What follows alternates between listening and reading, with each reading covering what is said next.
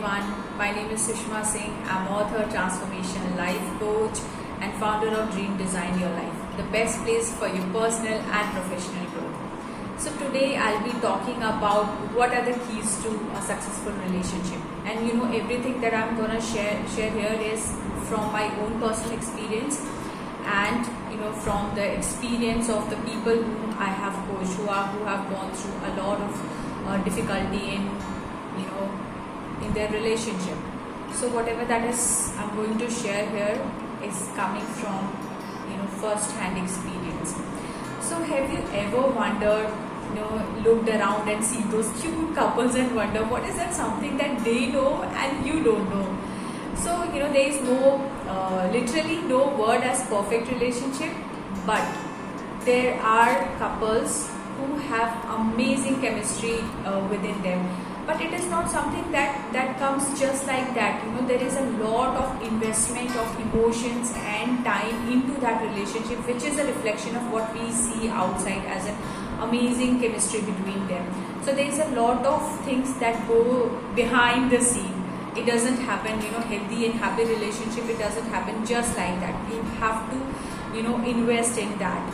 So today I'll be giving you few keys to healthy relationship, and if you'll just think about it and you will try incorporating in your life, you are going to see a lot of difference.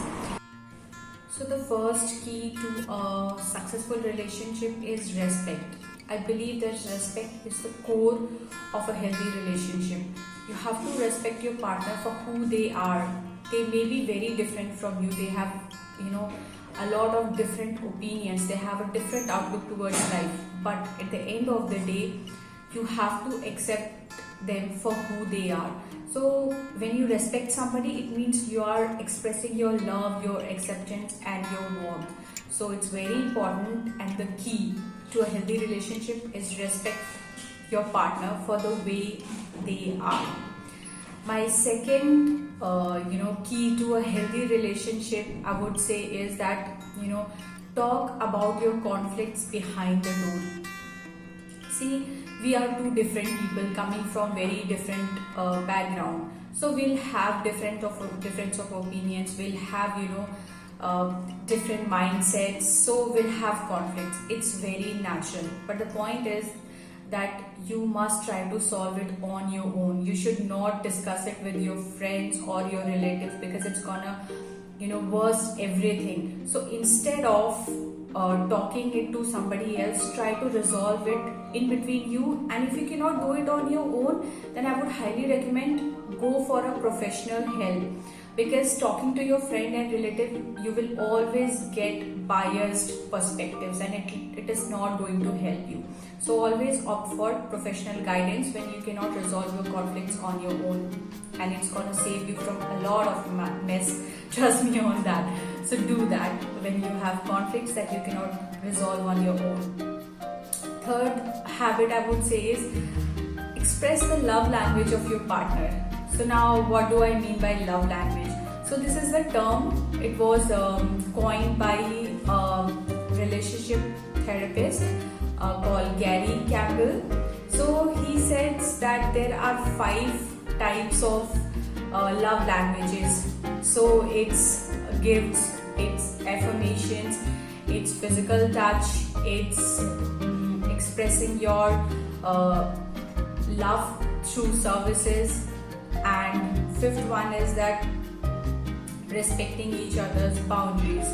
So whichever your love language is, like your partner, whatever that person loves, try to do it every day of your life. Try to do it that way. If your partner, he or she loves gifts, try bringing her or him that often. If your partner they love going out, having fun, so try to do it as often as possible, because if you will express more of this love language in your life, it will help a lot in making your relationship better. Next one is snuggle with your partner. See, communication is very important part of any relationship, but at the same time physical touch is also something that is very profound and which should be made use of for a healthy relationship. So physical touch is something, it releases a hormone called oxytocin, and which it relieves a lot of pain, it builds immunity, it has a lot of feel good factor. So why not using it? So try to hug your partner as often as possible, and just make them feel special. So snuggle with your partner. So my next tip would be ask for what you want. See, your partner, he or she is not a mind reader. We often have seen couples saying that she should have known this, she should understand why I'm behaving like that. But the fact is that nobody is a mind reader. You have to communicate, you have to tell your partner what is that something that you like or you don't like. If there is something, offensive things that is happening between both of you, just talk about it instead of thinking in your mind that she should or he should have known it. Talk about it. It's very important, and it is going to save your relationship.